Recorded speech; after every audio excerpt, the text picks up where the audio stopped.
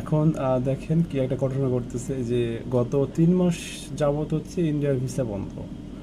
So ইন্ডিয়ায় হচ্ছে বাংলাদেশে যেতে পারতেছে না। ইন্ডিয়ার যে মার্কিউরির স্ট্রিট আছে, তারপর নিউ মার্কেট আছে, আশেপাশে জায়গা আছে, ট্রিটমেন্টের জন্য যেতে পারতেছে না।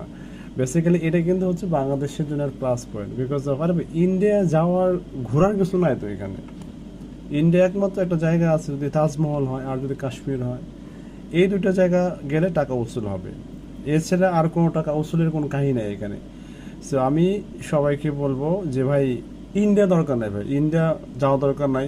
তোমার বাংলাদেশই হচ্ছে ইন্ডিয়ার ওই কলকাতা না ঘুরে বাংলাদেশের সাজেক, তারপর হচ্ছে বান্দরবন, চট্টগ্রামের যে জায়গাগুলো আছে, কাপ্তাই, তারপর হচ্ছে শ্রীদেব, শ্রীমঙ্গল, এই সমস্ত জন ঘুরে ভাই, তোমার টাকাটা উসুল হবে।